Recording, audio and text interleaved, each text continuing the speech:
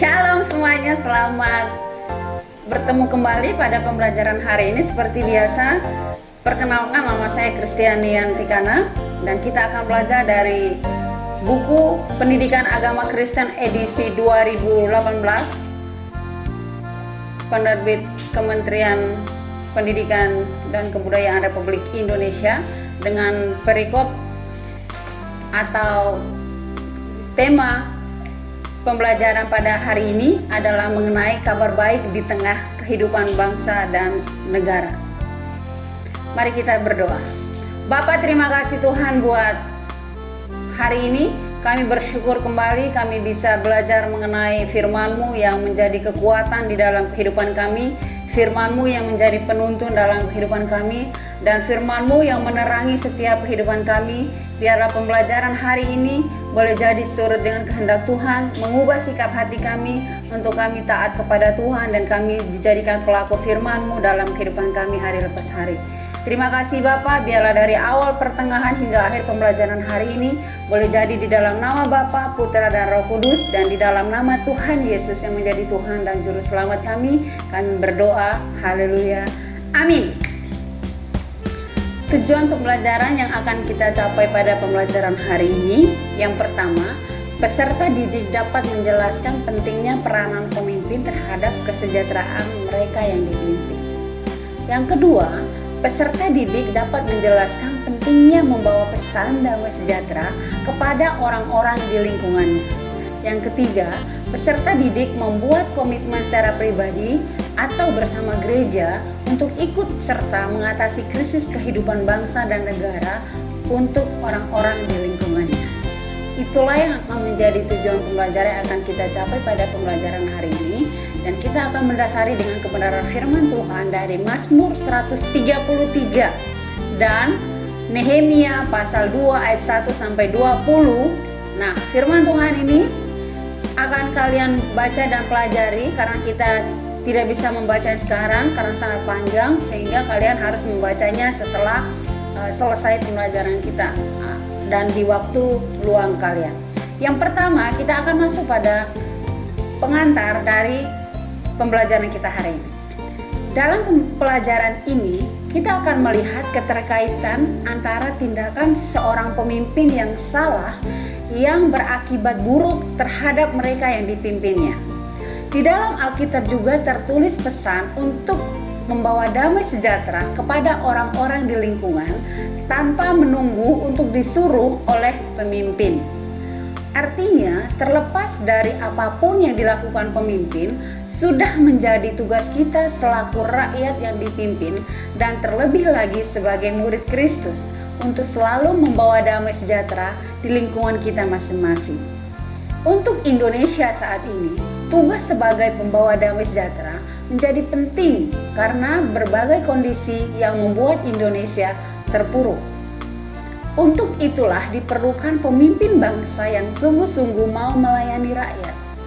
Hal buruk yang terjadi di Indonesia adalah maraknya korupsi yang dilakukan di berbagai bidang oleh pemimpin di berbagai jenjang. Seharusnya pemimpin yang baik adalah yang mengantarkan rakyat yang dipimpinnya mencapai kesejahteraan, bukan malah menumpuk kekayaan untuk dirinya. Ketaatan beribadah bukan hanya nampak dalam seringnya beribadah di gereja, melainkan juga perlu ditunjukkan dalam perilaku bermasyarakat, berbangsa, dan bernegara yang baik. Salah satu hal yang dapat dilakukan sebagai warga negara yang baik adalah menjaga agar keadilan dan kebenaran tetap ditegakkan di negara kita. Bagian B, kita akan pelajari mengenai pengalaman bangsa Israel ketika dibuang ke Babel. Karena ketidaktaatan para pemimpin dan bangsa Israel, Allah menghukum mereka dengan berbagai cara, antara lain penyakit dan ditawan musuh. Pada tahun 597 sebelum Masehi, Nebukadnezar, Raja Babel, menyerang Yehuda dan mengalahkannya. Pada tahun 589 sebelum Masehi, Nebukadnezar kembali ke Yehuda dan mengepung Yerusalem selama 18 bulan. Banyak orang Yehuda yang lari ke daerah-daerah sekitar seperti Moab, Amon, Edom, dan negara-negara lain yang menyelamatkan diri dalam Yeremia 40 ayat 11-12. Yerusalem kembali jatuh dan Nebukadnezar sekali lagi menjarah kota-kota dan bait suci, lalu menghancurkan keduanya pada tahun 587 sebelum Masehi. Pembuangan ke Babel adalah sebuah peristiwa traumatis dalam sejarah bangsa Yahudi. Kerajaan mereka hancur. Demikian pula bait suci di Yerusalem. Tanpa bait suci, mereka tidak dapat lagi beribadah kepada Tuhan Allah mereka. Mereka bersedih hati karena tidak memiliki tanah air. Mereka merasa terhina karena diserahkan ke tangan bangsa kafir, bukannya malah melayani Allah di bait Allah yang kudus. Mereka menderita trauma karena mereka sadar bahwa keberadaan mereka di negeri asing itu terutama sekali disebabkan oleh dosa-dosa mereka. Musuh-musuh mereka mengejek dan mencemooh. Orang Yehuda disuruh menyanyi, "Nyanyikanlah bagi kami nyanyian dari Sion." Begitulah kata mereka. Nyanyian yang diminta tentunya adalah nyanyian pujian, madah penghormatan dan pengagungan Allah yang perkasa, pelindung Israel. Tetapi justru inilah ironisnya. Allah seolah-olah sudah memalingkan wajahnya dan tidak peduli lagi kepada Israel umatnya. Bagaimana mungkin kami menyanyikan pujian bagi Tuhan? Pemazmur bertanya. Ketika kami menyadari bahwa kami terpuruk dalam keberdosaan kami, bagaimanakah mungkin kami menyanyikan nyanyian dari Sion, sementara kami terbuang di negeri asing? Mazmur 137 ayat 4. Berita sukacita yang akan kita dengar adalah umat Israel tidak selamanya menderita di Babel. Setelah berakhir masa penghukuman mereka, Tuhan Allah mengirimkan utusannya untuk memberitakan kabar sukacita. Mereka telah ditebus Allah. Mereka akan diperolehkan kembali ke Sion, kota Allah. Dengan demikian, maka mereka akan dapat memproklamasikan Allahmu itu Raja dalam Yesaya 52 ayat 7. Apakah artinya ini? Ini berarti sukacita umat Allah hanya dapat terjadi apabila mereka mengakui bahwa Allah itu Raja. Kehendak Allah haruslah dinyatakan di dalam kehidupan umat. Pembangunan kembali Yerusalem terjadi setelah bangsa Yahudi diizinkan kembali oleh Kores, Raja Persia pada tahun 538 sebelum Masehi. Pada tahun 464 sebelum Masehi, Artasastra naik tahta sebagai raja di Persia. Ia mempunyai seorang juru minum yang berdarah Yahudi yang bernama Nehemia. Nehemia mendengar berita dari saudaranya Hanani tentang kehancuran Yerusalem dan bait suci Allah dalam Nehemia 1 ayat 2 dan pasal 2 ayat 3. Mendengar kabar buruk itu, Nehemia merasa sangat sedih. Berhari-hari ia berpuasa dan berdoa, meratapi negeri nenek moyangnya. Ketika raja melihat kesedihan Nehemia, Baginda menanyakan apa yang membuatnya sedih. Nehemia menceritakan semua yang didengarnya tentang negeri leluhurnya.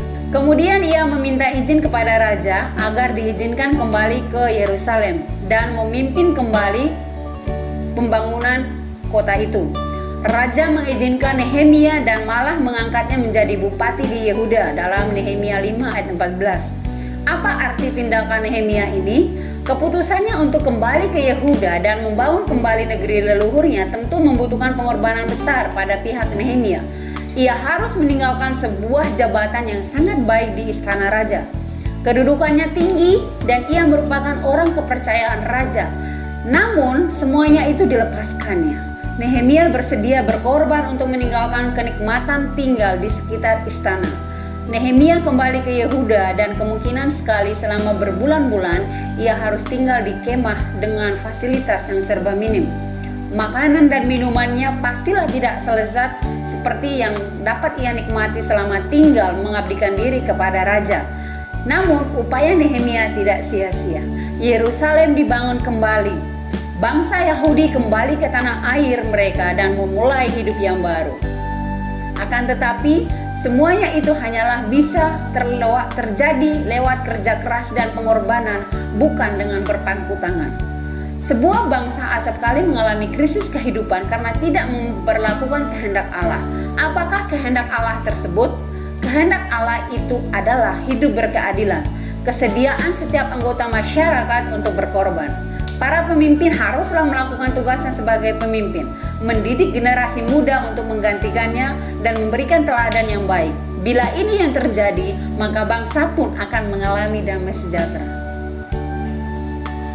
C. Kita akan mempelajari penerapan damai sejahtera di Indonesia. Pada pelajaran yang lalu, kita sudah membahas sedikit tentang sulitnya hidup masyarakat miskin di Indonesia.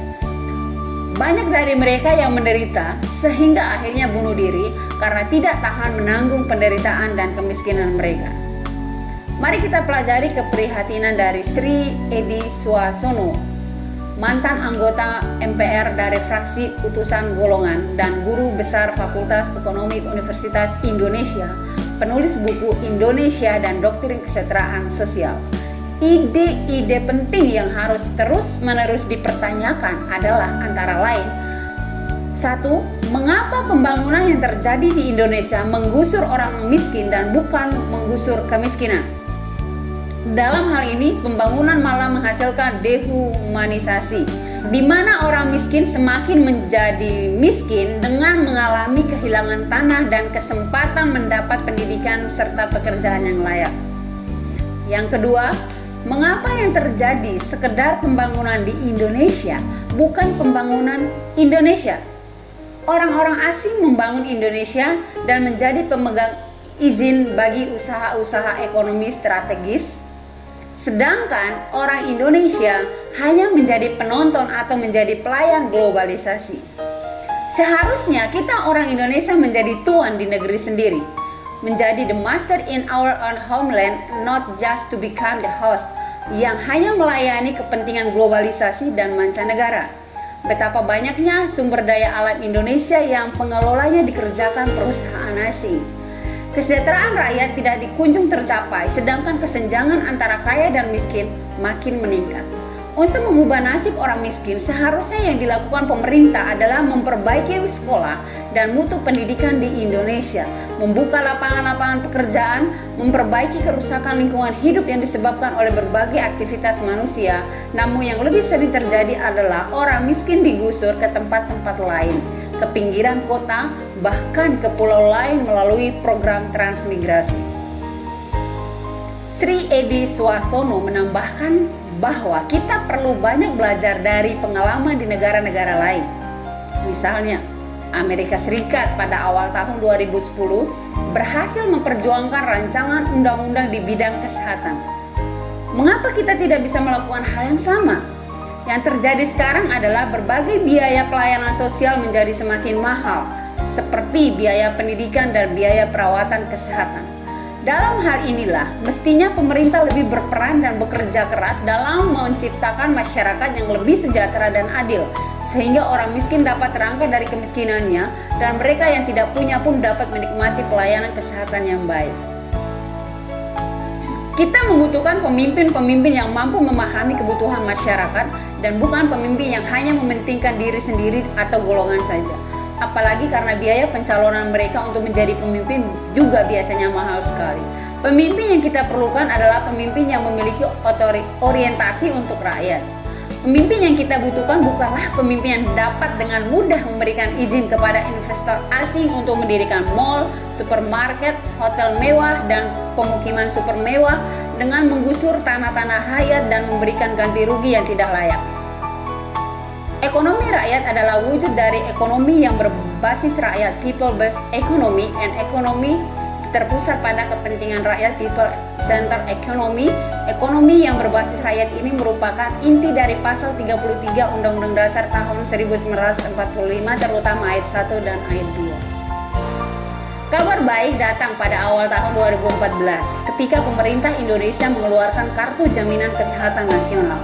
Kartu ini merupakan kartu yang dapat digunakan di puskesmas dan di rumah sakit agar biaya pemeriksaan, dokter, pembelian obat dan fasilitas medis lainnya, serta perawatan inap tidak lagi mahal karena biaya dibantu oleh pemerintah Republik Indonesia.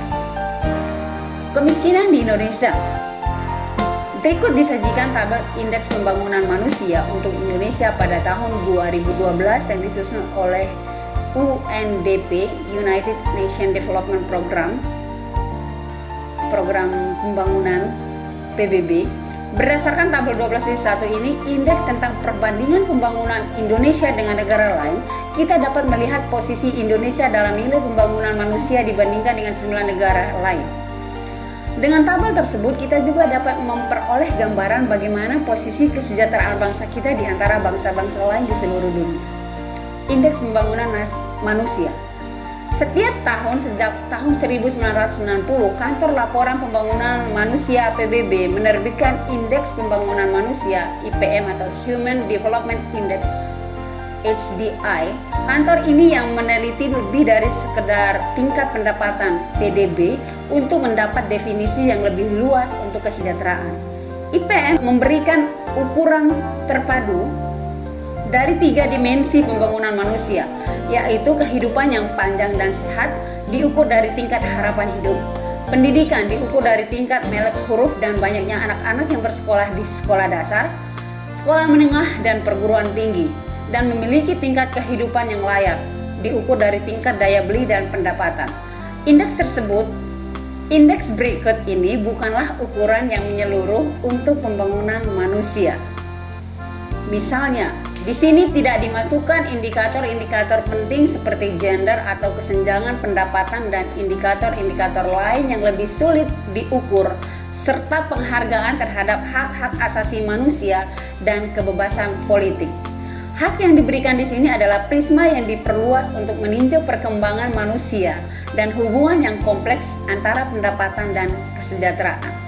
IPM Indonesia untuk tahun 2013 adalah 0,684 yang menempatkan Indonesia pada peringkat ke-108 dari 187 negara yang dimuat datanya di sini, dan jauh di bawah Singapura maupun Malaysia yang merupakan tetangga terdekat di Indonesia. Perhatikan tabel indeks perbandingan pembangunan Indonesia dengan negara lain. Ada nilai IPM, tingkat harapan waktu, tingkat melek huruf, populasi pendidikan, dan pendapatan per kapita. Kita perhatikan Indonesia ada di urutan 107 untuk pendapatan per kapitanya. Dan kalian bisa perhatikan sendiri tabel ini.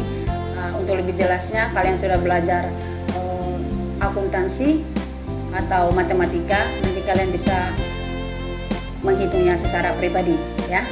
Kita tidak akan menjelaskan itu dalam pelajaran ini karena ini adalah agama. Kalian bisa belajar di pelajaran lain yang berkaitan dengan akuntansi atau ekonomi. Nah, kita mau lihat kembali kepada kemiskinan manusia di Indonesia. Berikut ini adalah tabel tentang persentase orang miskin di Indonesia dari tahun 2005 sampai tahun 2013. Persentase orang miskin di Indonesia 2013 ada penurunan, ya. Relative poverty adalah ukuran kemiskinan berdasarkan standar hidup yang ada di negara tersebut. Tentunya ini berbeda antara negara yang satu dengan negara yang lain. Negara yang miskin menetapkan standar hidup yang lebih rendah daripada negara kaya. Dengan bertambah kaya atau miskinnya negara tersebut, tentu standar hidup pun mengalami perubahan. Sebaliknya, absolute poverty merujuk pada ukuran kemiskinan yang sama pada semua negara dan tidak berubah dari waktu ke waktu. Ukuran yang ditetapkan oleh Bank Dunia adalah seseorang yang dianggap miskin bila hidup di bawah 1,25 dolar Amerika per hari. Namun, sejak beberapa tahun terakhir, pemerintah Indonesia menerapkan standar yang lebih rendah lagi, yaitu seorang dianggap miskin bila penghasilannya tidak melebihi 292.951 rupiah sebulan. Perbedaan penetapan ukuran kemiskinan ini membuat jumlah orang miskin di Indonesia nampaknya cenderung menurun dari tahun ke tahun. Inilah yang banyak dikritik oleh para ahli ekonomi dan media massa karena menimbulkan kesan bahwa pemerintah Indonesia berhasil menuntaskan kemiskinan. Padahal dalam kenyataannya tidak demikian. Bila standar dari Bank Dunia ditetapkan untuk menghitung banyaknya orang miskin di Indonesia, jumlahnya meningkat menjadi 40%. Sungguh kondisi yang sangat memilukan. Untuk menuntaskan kemiskinan, pembukaan lapangan pekerjaan dan pemberian kesempatan pendidikan menjadi kunci yang menentukan, di mana kehadiran gereja dalam hal ini Berita baik tidak sekedar bicara tentang keselamatan surgawi, tetapi tentang kehidupan duniawi. Contoh gereja yang mengambil peran aktif dalam strategis dalam memberdayakan masyarakat di sekitarnya adalah Huria Kristen Batak Protestan atau HKBP yang mendirikan kredit union modifikasi yang terinspirasi dari aktivitas Grameen Bank yang dipimpin oleh Muhammad Yunus di Bangladesh. CUM adalah bentuk simpan pinjam seperti koperasi.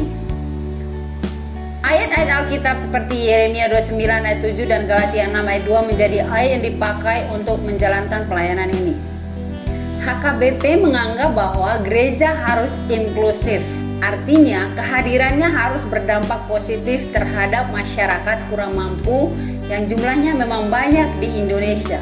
Artinya gereja tidak hanya mengurus masalah peribadahan atau hal spiritual, namun juga kesejahteraan masyarakat di sekitarnya atau hal materi. Pemberdayaan masyarakat secara ekonomi, misalnya memberikan pendampingan terhadap petani, buruh, dan nelayan, dapat dijadikan bagian dari pelayanan kepada masyarakat di sekitar gereja.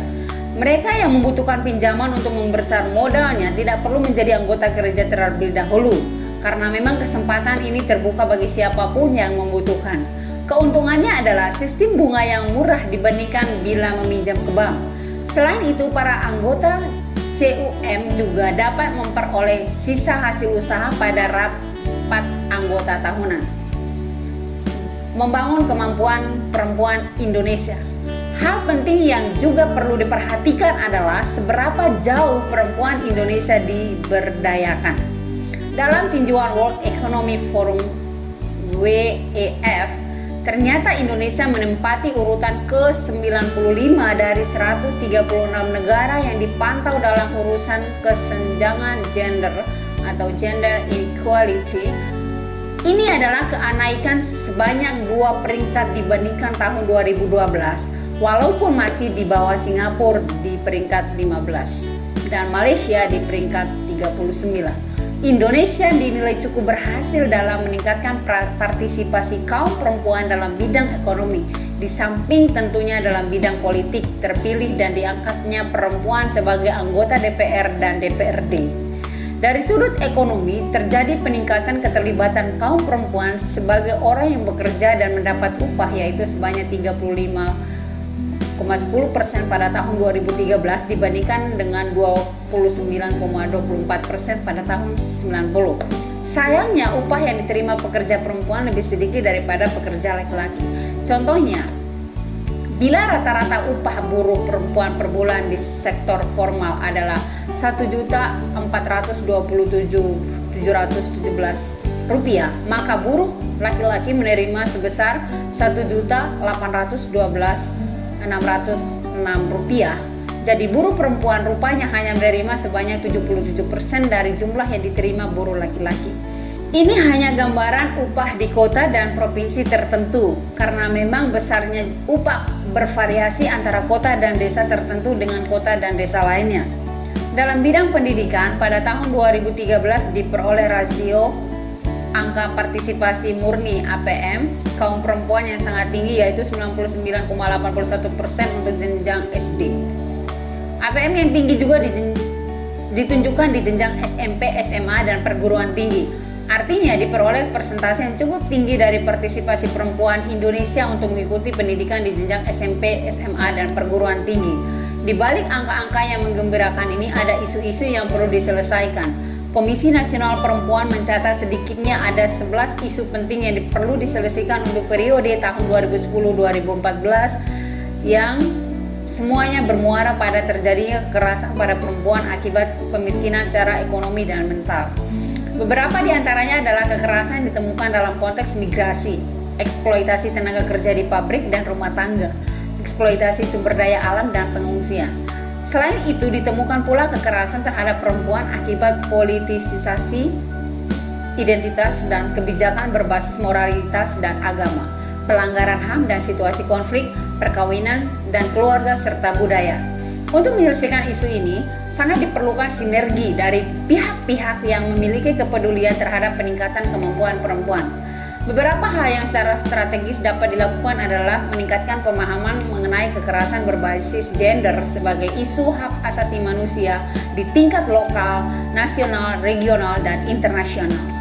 Di samping itu, hal strategis yang dapat dilakukan adalah mengembangkan metode-metode yang efektif dalam upaya peningkatan pemahaman publik. Hal-hal strategis tersebut dapat digunakan sebagai strategi perlawanan dalam gerakan penghapusan segala bentuk kekerasan terhadap perempuan. Memberikan tekanan terhadap pemerintah agar melaksanakan dan mengupayakan penghapusan segala bentuk kekerasan terhadap perempuan juga merupakan salah satu cara yang cukup strategis. Contoh, di mana pemerintah harusnya berupaya sungguh-sungguh dalam membela kaum perempuan yang tidak berdaya adalah dalam kasus-kasus yang dialami oleh tenaga kerja wanita yang berada di luar negeri. Karena terbatasnya kesempatan bekerja di daerah, cukup banyak kaum perempuan yang memilih bekerja di luar negeri. Hal ini tidak terlepas dari bujukan para agen PJTKI. Pada kenyataannya, ada yang umumnya dipalsukan agar dianggap memenuhi syarat minimum usia untuk dipekerjakan. Tambahan pula, mereka pergi ke luar negeri tanpa pembekalan yang memadai serta keterbatasan bahasa bila mereka bekerja di negara-negara yang menggunakan bahasa lainnya selain bahasa Melayu. Hal-hal penting inilah yang membuat kinerja mereka tidak memuaskan sehingga menyebabkan pemilik rumah marah besar. Tidak sedikit pula yang mengalami penganiayaan, bahkan ada yang meninggal tanpa sempat membela dirinya. Sebaliknya, ada juga yang mendapatkan tuduhan membunuh majikannya. Sungguh sangat banyak yang perlu dilakukan agar bangsa dan negara Indonesia menjadi negara yang menjamin kesejahteraan rakyatnya. Hal lain yang perlu diatasi oleh pemerintah Indonesia adalah masalah korupsi yang dianggap sudah terstruktur dan masif.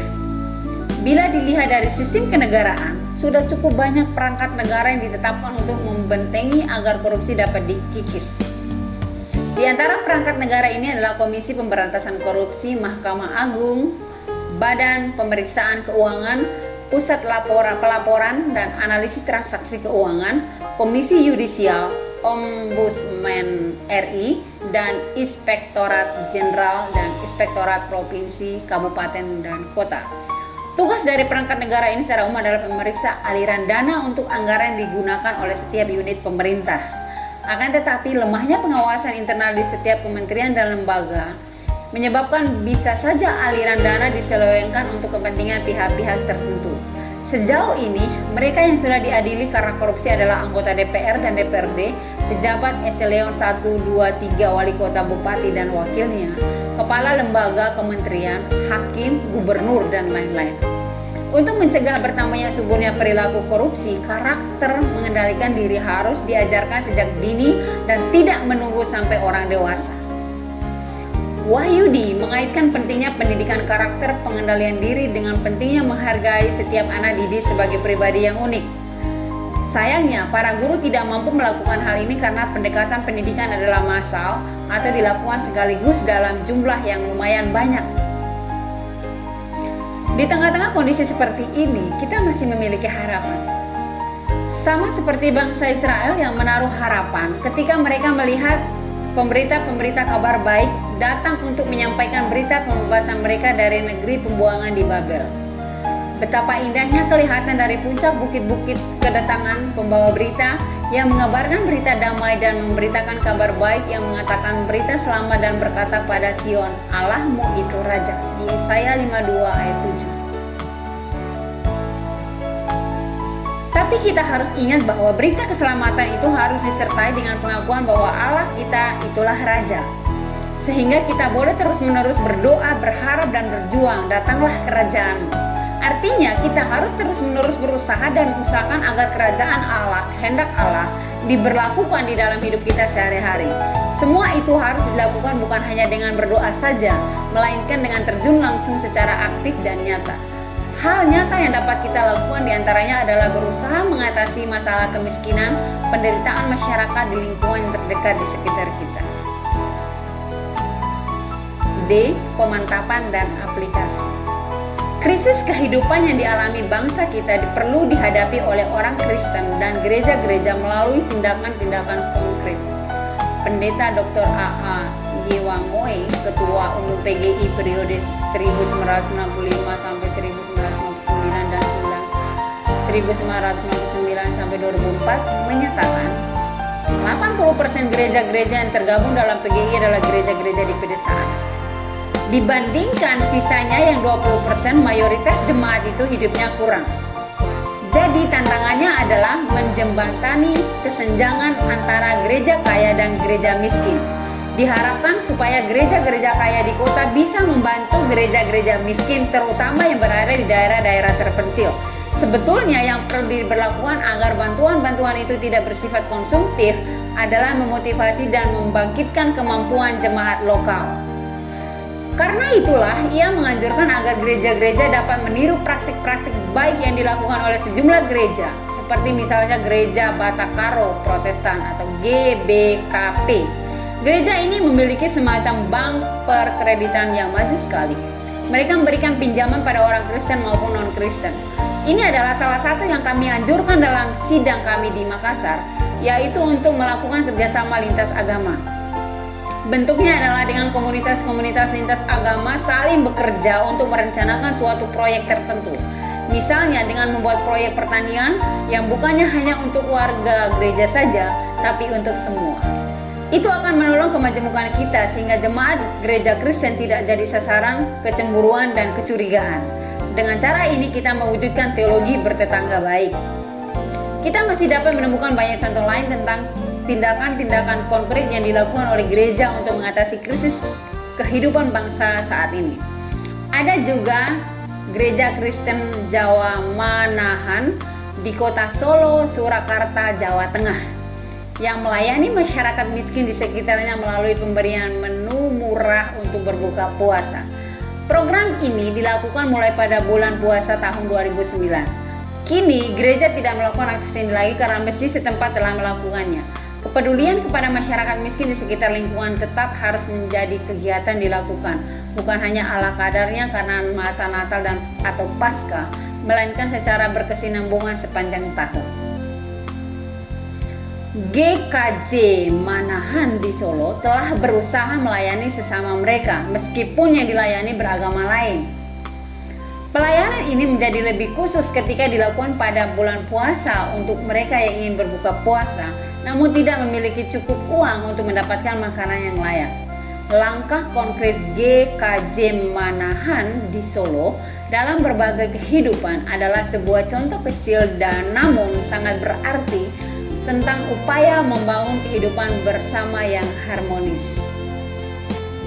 Dalam beberapa tahun terakhir ini, hubungan antar umat beragama di Indonesia, khususnya antara umat Kristen dan umat Islam, banyak mengalami benturan. Kerusuhan yang berbau agama seperti yang terjadi di Situbondo, Poso, Ambon, dan di beberapa daerah telah membuat banyak pihak cemas. Apakah masih mungkin kita hidup berdampingan sebagai sebuah bangsa yang berbeda-beda keyakinannya? Untuk mewujudkan cita-cita kehidupan berbangsa yang berharmoni, sudah tentu dibutuhkan langkah-langkah yang berani untuk saling mendekati, saling mengenal, dan saling menolong. Singkatnya, langkah-langkah yang dapat menciptakan hubungan yang lebih sejuk dan akrab, yang benar-benar mencerminkan kehidupan damai sejahtera yang Allah kehendaki. Bayangkan bila semua gereja di Indonesia yang puluhan ribu jumlahnya melakukan hal-hal yang dapat membantu mengurangi kemiskinan, membangun tali persaudaraan dengan orang-orang yang berkeyakinan lain, dan bersama-sama menciptakan damai sejahtera Allah di lingkungannya. Dengan demikian, kita benar-benar dapat menghadirkan kabar baik di tengah krisis kehidupan bangsa dan negara kita ini. Kegiatan pelajaran yang kalian harus lakukan adalah menyanyikan lagu Kidung Jemaat 333 Sayur Kubis Jatuh Harga. Bisa kalian pelajari melalui Kidung Jemaat atau bisa juga mendengarnya lewat YouTube. Berdasarkan Habakuk pasal 3 ayat 17 sampai 19. Lagu di atas yang diambil dari ungkapan Nabi Habakuk melukiskan pergumulan umat Allah yang mengalami bala kelaparan. Bagaimana seharusnya sikap mereka dalam keadaan yang berat ini? Habakuk mengungkapkan imannya bahwa ia akan tetap berharap kepada Allah. Allah yang menyelamatkannya, memberikan shalom, tetap dapat diharapkan. Ia tidak akan mengecewakan umatnya karena Allah itu setia. Habakuk 3 ayat 17 sampai 19. Yang kedua, mengerjakan tugas di dalam kelompok bisa melalui WhatsApp, Telegram, dan lain-lain. Beberapa tugas ini harus dikerjakan oleh kalian dan kemudian akan dipresentasikan secara bergantian dalam kelompok. Pertama, ada banyak penderitaan yang dialami oleh manusia. Sebutkanlah penderitaan yang dialami oleh manusia yang disebabkan oleh bencana alam atau oleh orang lain dan oleh dirinya sendiri. Yang kedua, menurut pembahasan di atas, apakah hubungan antara kepemimpinan dengan penderitaan masyarakat? Seberapa jauh para pemimpin ikut bertanggung jawab atas terjadinya penderitaan di masyarakat? Yang ketiga, Nehemia adalah contoh seorang pemimpin yang idealis, yang rela berkorban demi bangsanya sendiri. Dapatkah kamu menemukan contoh serupa dalam kehidupan bangsa Indonesia di masa kini? Kalau dapat, siapa? Kalau tidak dapat, mengapa demikian? D. Carilah berbagai clipping berita di surat kabar yang menggambarkan tindakan-tindakan pemerintah yang memecahkan masalah kemiskinan dan yang tidak memecahkan masalahnya. Buatlah sebuah bundle clipping berita atau artikel tersebut. Bandingkanlah perbedaan dalam kedua jenis pendekatan di atas. E. Lakukan wawancara dengan 2 orang perempuan yang sudah berusia di atas 40 tahun. Kamu bebas untuk menyusun daftar pertanyaan yang akan diajukan, asalkan dapat menggali pendapat mereka tentang perbedaan antara kehidupan yang mereka jalani saat mereka masih usia remaja dibandingkan dengan kehidupan rata-rata remaja perempuan saat ini. Perbedaan itu bisa ditinjau dari kesempatan yang ada untuk mengembangkan diri, termasuk menempuh pendidikan dan sebagainya. E. Buatlah sebuah rencana kegiatan bersama komisi remaja atau taruna di gerejamu untuk menghadirkan kabar baik bagi semua orang. Kegiatan itu bisa berupa pasar murah, pelayanan kesehatan, program pendidikan di luar sekolah bagi anak-anak yang kurang mampu dari semua kalangan agama. Coba gambarkan bagaimana berita Injil yang penuh sukacita itu benar-benar menjadi konkret lewat tindakan kasih yang diwujudkan kepada sesama tanpa perlu banyak berbicara. Diskusikanlah program ini dengan teman-teman melalui media yang kalian miliki. Tantangan-tantangan apa yang mungkin akan muncul dari dalam maupun dari luar? Bagaimana kamu dan teman-teman kamu akan mengatasinya? Kalian boleh berlatih lagu ini, Indonesia Negaraku, bisa mendengarnya melalui YouTube, dan biar lagu ini menjadi rema buat kita bersama untuk kita hidup berdamai sebagai umat Indonesia yang hidup dalam multikulturalisme. Mari kita berdoa bersama, berdoa syafaat. Kita berdoa. Tuhan, kami mohon perdamaian bagi mereka yang meratap di dalam hati, perdamaian bagi mereka yang dibungkamkan, perdamaian bagi mereka yang dilupakan, perdamaian bagi mereka yang disingkirkan, perdamaian bagi mereka yang diinjak-injak, perdamaian ketika pengharapan seolah-olah telah lenyap. Di tengah-tengah kekerasan, kekecewaan, di tengah-tengah ketidakadilan, kesewenangan, kezaliman, di tengah-tengah peperangan dan kehancuran bumi. Tuhan, hadirkanlah terang-Mu di tengah-tengah kegelapan. Tuhan, kami mohon perdamaian bagi mereka yang mengangkat suaranya untuk menuntutnya. Perdamaian ketika ada banyak yang tidak ingin mendengarnya. Perdamaian melalui tangan dan kaki kami. Perdamaian melalui perjuangan dan setiap usaha kami. Perdamaian sementara kami berdoa demi keadilan. Perdamaian sementara kami memohon akan campur tangan-Mu. Perdamaian sementara kami berjalan menuju keadilan. Kiranya jalan-Mu dikenal di seluruh bumi dan penyelamatan-Mu di antara bangsa-bangsa. Ciptakanlah di dalam kami hati yang bersih, ya Allah, dan peliharalah kami dengan Roh Kudus-Mu dalam nama Kristus Tuhan. Amin. Kita akan masuk dalam rangkuman pada pembelajaran hari ini. Sebagai umat Kristen di Indonesia, kita semua terpanggil untuk menghadirkan damai sejahtera Allah. Damai sejahtera tidak bisa dihadirkan hanya dengan berdoa saja, melainkan melalui tindakan-tindakan konkret. Tindakan-tindakan yang dapat dilakukan diantaranya adalah dengan memberdayakan anggota kelompoknya dan masyarakat luas. Selain itu, kita juga harus membangun kerjasama dengan umat agama lain dengan komitmen membangun sebuah komunitas yang terbuka untuk semua orang. Orang muda Kristen perlu mengembangkan kepemimpinan Kristen yang sedia berkorban demi orang lain sesuai teladan Kristus. Inilah yang menjadi rangkuman dari pembelajaran kita hari ini. Selamat berjuang. Tuhan Yesus memberkati.